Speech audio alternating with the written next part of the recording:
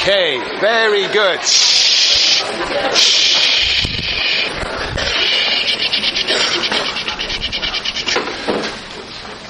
Okay, Sienna, can you read that? Yeah. Can you read it for us? 1 summary, 2 bureaucracy and institutions. 3 statutory officials. 4 pre-bureaucratic officials. Conditions and democratic origins of bureaucracy. Page 204, 209, 228, 230, and then power of bureaucracy, 230, 235, 40, 235. Pragmatic, I don't know. Permanence. Oh, yeah, okay. Permanent bureaucracy, 228, 30, 214, 216. Very good. You see, by the end of the semester, you'll be able to read these hieroglyphics perfectly. That's at least you will have learned. Very good, Sienna. You are our leader. Look, this is what we have to do. And really the issue that we're going to address on Tuesday is the relationship between, listen to me, the relationship between democracy and bureaucracy. Democracy and bureaucracy. That is really what's obsessing Weber at this point when he's running. What is the relationship between the two? And you may, just to put it in context, think about Lenin's understanding of the relationship between democracy and bureaucracy and his solution to the problem. And anyway, I want you to figure this out. And there's the two notions of democracy in Weber. There's passive democracy and there's active democracy. See if you can figure this out. This is the real challenge. The real and last challenge. Not the last challenge. The last challenge will be feminism. That will be a real challenge, a very personal challenge. But anyway, that's what we have to do. This really is going to be the agenda next week, is to figure out the relationship between bureaucracy and democracy. And today we're going to work on what on earth bureaucracy is. And to help us to do that, we tomorrow are going to watch this film. The Godfather, one of the greatest films ever made. Right, Felipe? That's right. That's right. I knew you would agree with me. And it's in Barrows 170. I'm afraid it's 3 hours long, but it's gripping 3 hours. Have people seen this film before? How many people have seen Godfather? 1. Yeah. How many people haven't? Well anyway, how many people are coming tomorrow? For extra credit? Okay. Are you all doing, is everybody getting extra credit? You all figured out? Everybody gets extra credit for this. Who knows what extra credit really means, but it's extra anyhow, and it's credit. We know that. But it really will help you understand bureaucracy by looking at its antithesis, a modern example of its antithesis. And what The Godfather is an exemplification of its patrimonialism, which we will sketch out today, and tomorrow we will discuss it. In Barrows 170, 2 to 6. Bring your own refreshments. Okay. All right. And if anybody after class needs some exams, I got them here. Okay, any questions? Any questions? Hannah, you no questions? No. You don't look so happy as you did on Tuesday. Oh, that brought a smile. My stomach hurts. Your stomach hurts. What's happening to this class? Aww. Where's Kristen? Are you any better? 5%. 5%. What shall we do now, Grace? Oh, I have a question. You have a question, but we're worried about Kristen. We should encourage her. We should what? Encourage her. Look after her, yes. Feed her cough drops and painkillers and some alcohol. Well, extra and alcohol. Yes, no, Grace. It's not really about class. Oh. Still want the question. A question? Yeah. Spontaneous. I don't mind helping her about their dinner. I was wondering if you'd come with me. What did you say then? Dinner. You're making an invitation in class? Come to dinner with you? Yeah, at my sorority. Are you inviting everybody? Just me? Oh, that's very, very exclusive. I'm blushing. Come the 27th of April. Well, we should have a little private conversation about this. Well, that was a very interesting question. We will consult the oracle, Max Weber, see what he would say. Yeah, Max Weber, what would he say? You know Max Weber? You know the problem with Max Weber? You know the problem with Max Weber? You know why he's impossible to read? Have you started reading bureaucracy? Yes. It's difficult, huh? Yeah. Do you know why? He never consummated his marriage.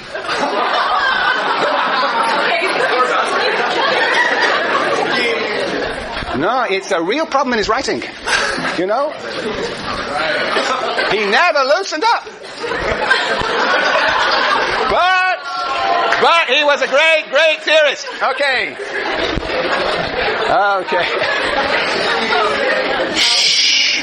All right. Now we will get down to serious work on bureaucracy. Yes, right. Okay. Look. Yeah, look, this is a difficult text. And And it's a difficult subject. Basically, Durkheim was always clear about what he had to say. A follows B, follows C, Yes, he was arguing with lots of people, so sometimes it wasn't clear what he was saying as opposed to what other people were saying, but generally his ideas were sort of like a machine, boom, boom, boom, boom. And Marx and Engels, when they were not engaging with a critique of others, they also had a certain clarity. But, they had a vision, capitalism sows the seeds of his own destruction, and Bob's your uncle comes communism. Weber, as we will see, always has it both ways. On the one hand, on the other hand. On the one hand, on the other hand. And you have to capture that tension in his writings. As I said, I think before, he is the man with the greatest number of inverted commas.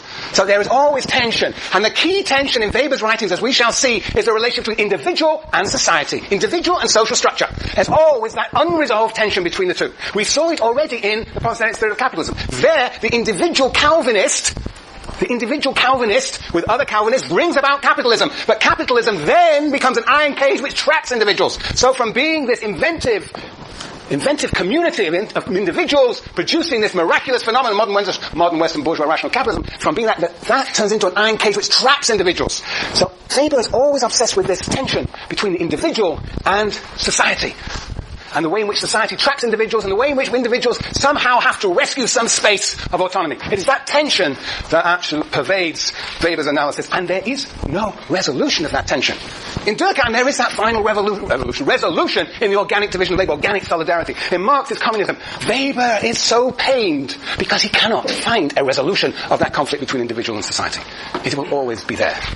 And he casts doubt, as we shall see, on those who would claim there is a resolution of the relationship between individual freedom and societal constraint.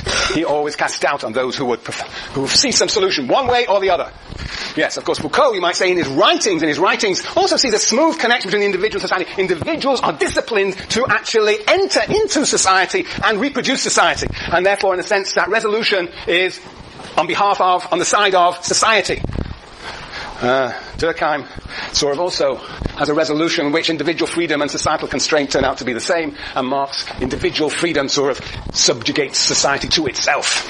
Okay, so that's a little bit of a background. Weber sees two expressions, as I said, two expressions of Western rationalism. One expression, he sees many expressions, but we're concerned with two, the two most important ones for him. One is modern Western bourgeois rational capitalism, the capitalism that actually Marx and Engels describe on the one side, and now we're getting into the second expression of modern Western rationalism, namely bureaucracy. If capitalism is peculiar, modern Western capitalism is peculiar because it's money for money's sake. It's this peculiar irrational goal, making money for money's sake. Accumulate, don't spend, accumulate, deny yourself, accumulate. That is the capitalism, whereas bureaucracy is seen more as an efficient instrument to pursue any number of different goals. The focus here is on the means, and bureaucracy is an efficient means, an instrument to pursue goals. It's the focus on the means, on the instrument, on an organization, which he says on page 214 is the most efficient form of organization yet invented by human beings. 214. Whoa. Are you all there on 214? 214. Jason, number 2. This is a new section. Can you read it out for me? The decisive. The decisive reason for the advance of bureaucratic organization is always been purely technical superiority over any other form of organization. Technical superiority over any other form of organization. The fully developed bureaucratic mechanism compared with other organizations exactly as does the machine with the non-mechanical modes of production. The bureaucratic organization is, in fact, equivalent to the revolution from pre-mechanical forms of production to the entry of the machine. It is a radical transformation in the character of organization. And what Weber is going to do is to contrast bureaucratic organization with patrimonial organization. Patrimonial organization we might associate with feudalism. It is a form of organization which is organized around personal relations and on the basis of, very often, the idea of the family. Patriarchal, personal relations. And that is why The Godfather is a very excellent exemplification of patrimonialism. So, that you have to bear in mind, and we'll go into detail. Let me now do the six features of bureaucracy. We did them last time. What's the first one? Fixed jurisdiction. Well, Weber actually divides that into 3 parts. Right? If you read the text. Here, if you go down the text, what is fixed jurisdiction? Well, it involves the idea of the individual official having fixed duties. Right? Fixed duties. Bureaucrats have fixed duties. What's the second one? Bounded by rules.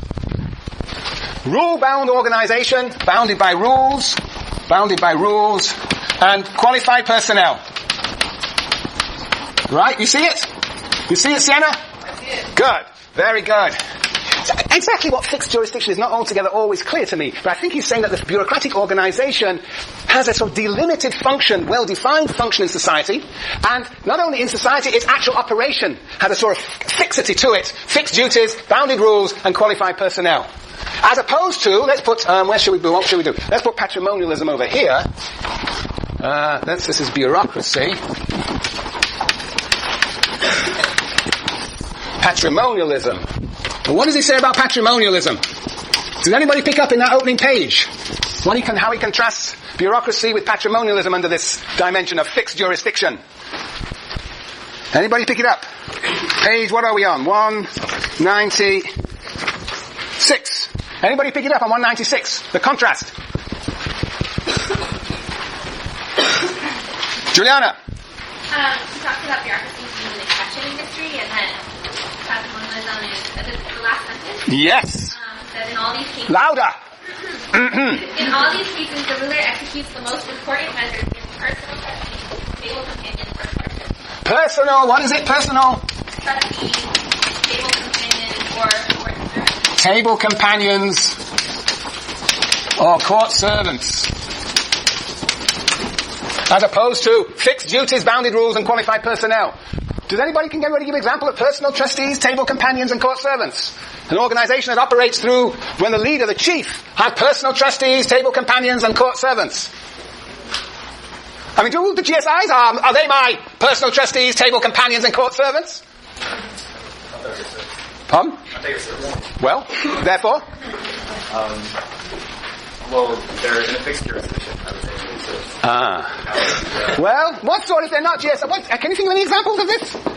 Yes, Neil? I think the GSIs are like the qualified personnel. Oh, qualified personnel, bounded by rules, and have fixed duties. Exactly. But if you were to ask like Conrad and I to like shake everybody down for their assignments, we would be your like court service, I think. To like collect everything by force. Yes, you're my hired lackeys. Yes, we'll come to you in a minute. Tax farmers, we call you. Farming taxes. Well, we'll talk about that. Yes, very good. But can you give an example beyond this class, perhaps? Yes, Greg? Like historically, like the need for presidential administration, like their... What one? Which one might you be thinking of? The Kennedys or the Carters. The Kennedys or the Carters? Oh, that's interesting. Kennedy, there's a what? There's a political family, a clan, a tribe. Yes, in which, we have the family is crucial to the governance. And we've seen it even more recently, perhaps even more pervasively in I'm surprised that you mentioned, what did you just mention? Carter? Poor Carter? The farmer from the south? You think, interesting. Perhaps all presidents have a patrimonial notion. They have their advisors. Yes. Well, Bush, no? Wasn't there a dynasty? A dynasty? The Bush dynasty? Father, son? All the sons in politics? I mean, it's like a patrimonial order with their court servants and table companions and personal trustees. Yes, okay, yes, presidential rule is very often has a patrimonial character to it. All right, very good. We will continue. Now, what's the second element of bureaucracy? Sorry? Hierarchy of positions. Hierarchy of positions. There's a fixed hierarchy. In Sproul Hall, there's probably some organization chart that has everybody's position. And it's the position. People occupy those positions. They're in a hierarchy. And the supervisor, the superordinate, dominates the subordinate. And it goes on down the line. Right? That's a bureaucracy. Hierarchy. Hierarchy of positions. Whereas over here in patrimonialism, there is no clear hierarchy. The hierarchy, if there is, it's changing all the time, subject to the whims of the ruler. No clear hierarchy. We'll see that in The Godfather. As we'll see lots of personal trustees and table companions too. No clear hierarchy. But in fact, The Godfather is continually shifting people around and reorganizing the organization. There's no fixed hierarchy of offices. Yes, alright, what's number 3? Organization based on documents, based on management, or perhaps we just call it management through documents. Management through documents. Management through documents. But everything is written down. Everything. And we were talked about it is if you want to get a visa, or if you want to become a citizen, or if you want to get, what else does one need? Everyone gets an ID, driving license, documents, and more documents. Yes, management through documents. Bureaucracy love to have things written down clearly. Yes, go on. Next is 4. expert